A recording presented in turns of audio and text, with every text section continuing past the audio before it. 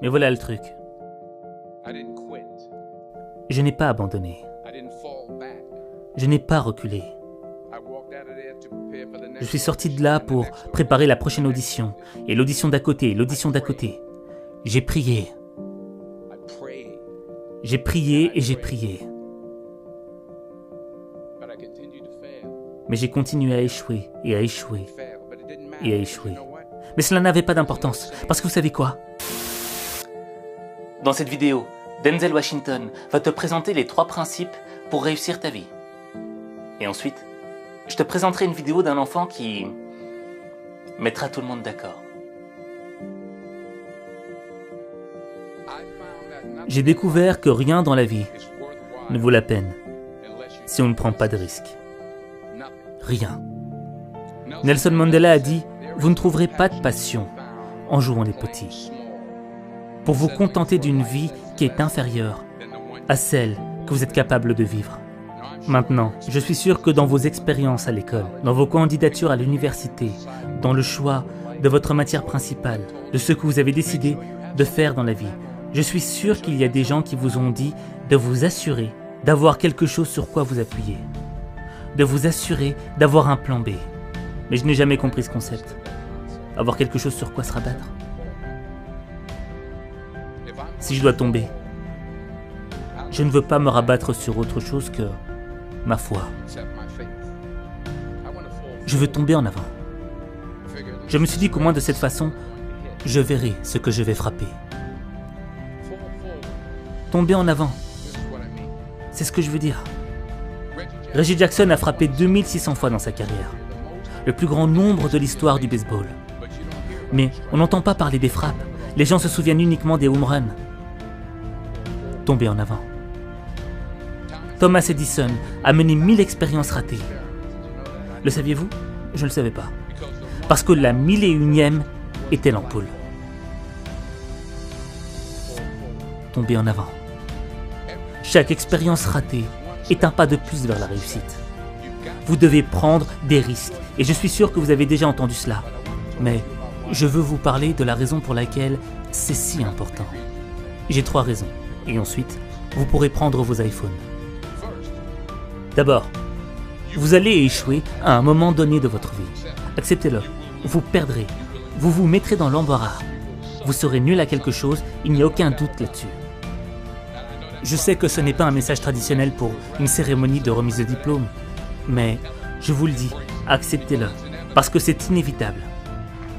Le fait est, et je vais accélérer le rythme, le fait est que chaque diplômé ici, présent, a le talent nécessaire pour réussir. Mais avez-vous le courage d'échouer? Voici mon 2e point sur l'échec. Si vous n'échouez pas, vous n'essayez même pas. Je le répète, si vous n'échouez pas, vous n'essayez même pas. Ma femme m'a dit cette grande expression. Pour obtenir quelque chose que vous n'avez jamais eu, vous devez faire quelque chose que vous n'avez jamais fait. Vous avez beaucoup investi dans votre éducation. Et les gens ont investi en vous. Et laissez-moi vous dire que le monde a besoin de vos talents. Je suis rentré d'Afrique il y a 2 jours. Donc je divague un peu, c'est à cause du décalage horaire. Je viens de rentrer d'Afrique du Sud. C'est un beau pays.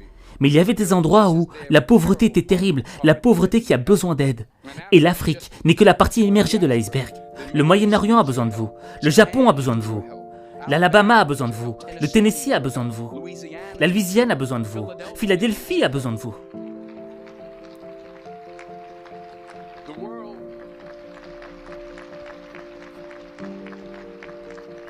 Le monde a besoin de beaucoup et nous avons besoin de vous. Nous avons vraiment besoin de vous, les jeunes. Je veux dire que je ne parle pas pour tout le monde ici, moi je suis vieux, un peu grisonnant. Nous avons besoin de vous, les jeunes, parce que souvenez-vous, il faut vous lancer. Il faut donner tout ce que vous avez, que ce soit votre temps, votre talent, vos prières ou vos trésors, parce que n'oubliez pas que vous ne verrez jamais un camion derrière un corbillard.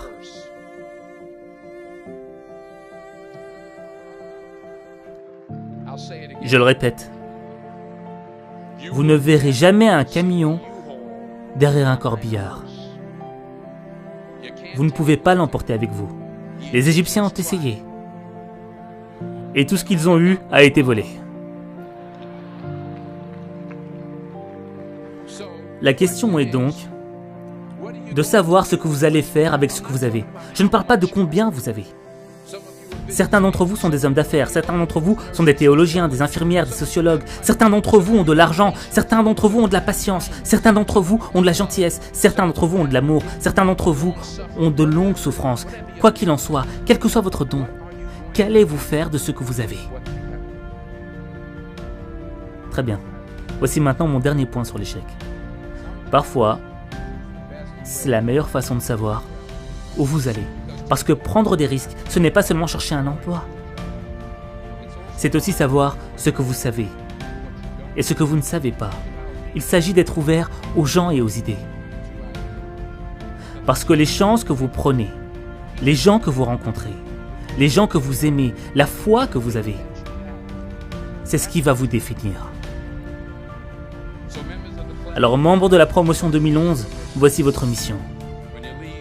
Lorsque vous quitterez les confins amicaux de Philadelphie, ne vous découragez jamais. Ne reculez jamais. C'est ce qui va vous définir.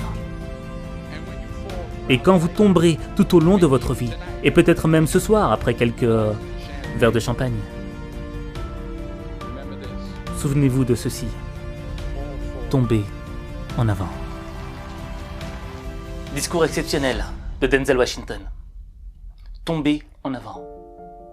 Alors, c'est facile à dire, tomber en avant, mais quand tu as ce sentiment de peur qui te paralyse, qui t'empêche d'avancer, c'est difficile d'aller de l'avant. On va pas se mentir, on l'a tous eu. Moi, le premier, je suis peut-être l'un des gars qui a eu le plus peur dans ma vie. Le plus peur de faire plein de choses. Et ce qui est bizarre, c'est que tu as l'opportunité qui est devant toi, elle se présente devant toi. Mais tu as peur d'y aller. Et pourquoi tu as peur? Parce que tu penses aux conséquences. Tu dis, ouais, mais si j'échoue, il va se passer ça. Si je rate, il va se passer ceci, cela. Et au fait, tu commences à amplifier les conséquences dans ton esprit. Et tu dis que si je vais vers cette opportunité, je risque d'y perdre gros. Mais le problème, c'est que la peur de perdre devient plus grande que l'envie de gagner. Et quand tu es dans cette situation-là, t'avances pas. Et tu fous ta vie en l'air.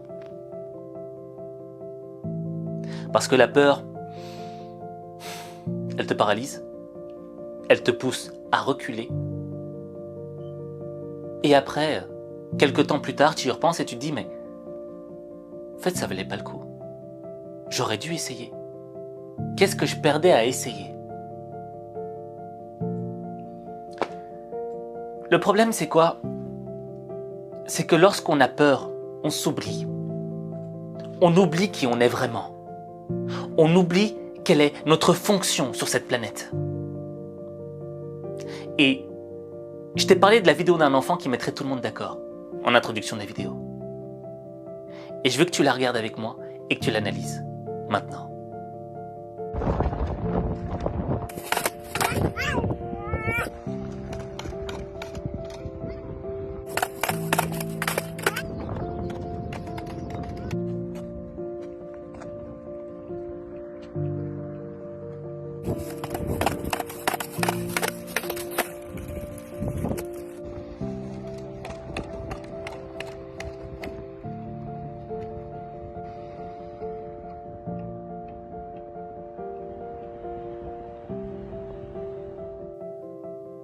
Alors, cet enfant qui tombe et qui se relève, c'est motivant, c'est inspirant. Mais le petit, il se fait mal quand il tombe. Mais il se relève quand même. Il reprend son petit skateboard et tu le vois remarcher et retomber et réessayer encore.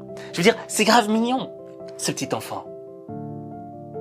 On a envie de lui dire, continue et réessaye. Si on était autour de lui, on dirait, bravo, tu l'as fait et on croyait en toi. Et cet enfant, c'est toi. Oui, cet enfant, c'est toi. En toi sommeille cet enfant. Parce qu'on a tous été enfants. Et lorsqu'on était gosses, on se moquait d'échouer. On se moquait de ce que les gens allaient penser de nous. Tout ce qu'on voulait, c'était apprendre, vivre. Il n'y avait pas de limite. Mais au fur et à mesure du temps, au fur et à mesure des années, on nous a imposé des limites. Et on a accepté ces limites. Mais dans le fond, certes, il y a certaines limites qui sont bonnes, tu vois. Parce que quand t'es gosse, tu fais vraiment des grosses conneries et on va même mettre des limites parfois. Mais on nous a mis tellement de limites dans nos vies qu'on s'est limité nous-mêmes. Et qu'on a étouffé cet enfant qui vivait en nous. Et je sais pas si ça t'arrive de repenser à ton enfance. Tu sais, ces pensées nostalgiques. Tu te rappelles cette époque où t'avais aucun souci, où tout était bien, il n'y avait pas de problème. Et quand tu reviens à ta vie d'aujourd'hui, à l'instant T, là, il n'y a que des soucis. T'as difficile à trouver le bonheur. Alors t'as besoin de te remémorer les moments où t'étais heureux quand t'étais enfant. Pour juste te renourrir de bonheur, pour te faire une piqûre de rappel. Mais est-ce que c'est ça la vie? On s'est trop oublié. On a oublié qui on était. Pour devenir ce que l'on attend, ce que la société, ce que le monde attendait de nous. On est devenu conforme. On est devenu des copies parfaites des attentes des autres. Mais on a oublié qui on devait être réellement. Quelle est la personne que l'on doit être? Parce que sur cette terre, il n'y a personne. Si chacun décidait de devenir la personne qu'il devait être, personne ne ressemblerait à personne.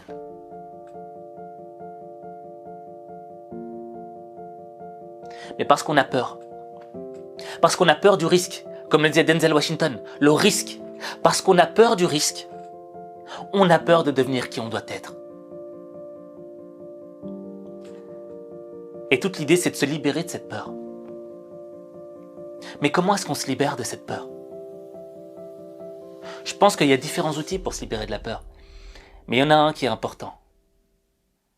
C'est devenir la personne qu'on doit être. Savoir déjà qui on est. Qui suis-je? Parce que la personne que tu es aujourd'hui, elle est remplie de vérités. Mais de deux types de vérités. Des vérités qui sont dévoilées, des vérités que tu connais sur toi. Et il y a des vérités cachées. Des choses qui existent en toi, mais dont tu ne prends pas conscience de l'existence. Et pourtant ça existe. Et ça ne demande qu'à être dévoilé. Toutes ces vérités cachées qui sont accumulées en toi ne demandent qu'à être dévoilées. Parce que lorsque tu dévoiles ces vérités qui sont cachées, elles te permettent de devenir la personne que tu dois être. Et c'est ça le sens de la vie. Devenir cette personne que tu dois être.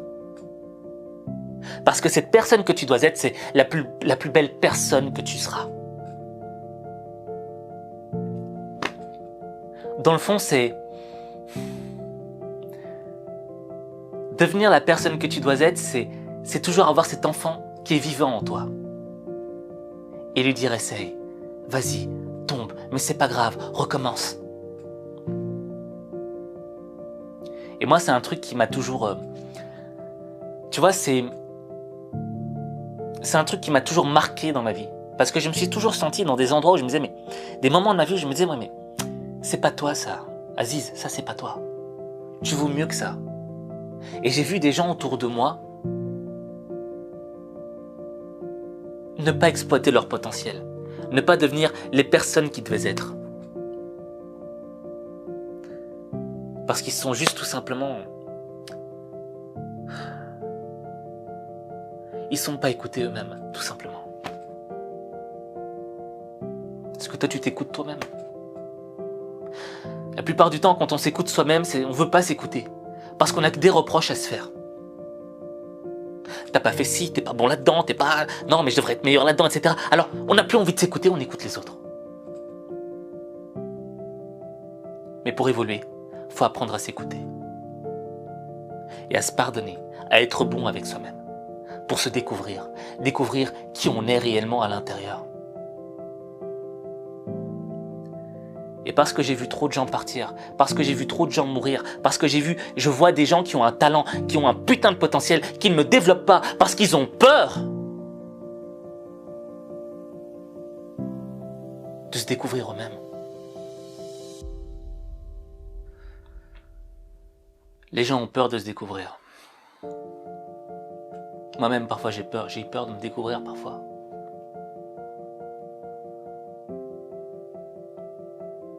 Mais cette peur, on n'a qu'une vie.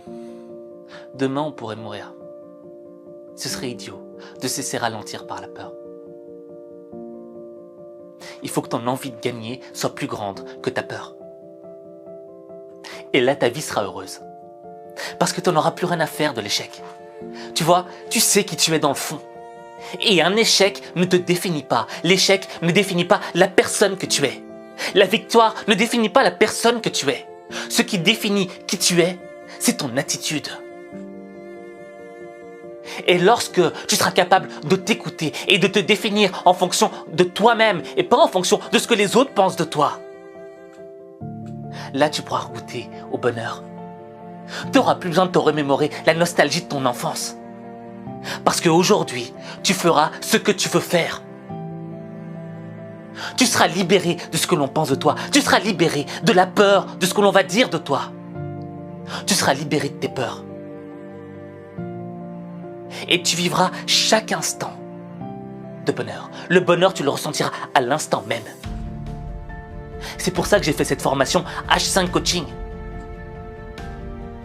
C'est une formation qui te permet de enfin te recentrer sur toi, d'apprendre à t'écouter, de te libérer. De te libérer de tous ces freins qui t'empêchent d'aller vers la personne que tu dois être. Et t'as rien à perdre. Si tu veux changer ta vie, c'est un outil qui peut t'aider à transformer ta vie. Je dis pas changer, transformer ta vie. L'objectif, c'est pas de changer, c'est de se transformer, parce qu'on va passer par un processus. Tout comme la chenille se transforme en papillon. La chenille ne change pas de... La chenille, elle ne subit pas juste un changement. Tu vois, elle ne change pas en papillon, elle se transforme en papillon. Et l'état de transformation, c'est quoi? C'est la chrysalide. Et c'est ça qu'on va faire avec H5 Coaching. Tu vois? Et tu peux changer ta vie. Et H5 Coaching, c'est un outil qui va t'aider à changer ta vie. C'est une arme, c'est une épée qui va t'aider à aller à la guerre. Mais changer ta vie, transformer ta vie, il n'y a que toi qui peux le faire. Il n'y a que toi.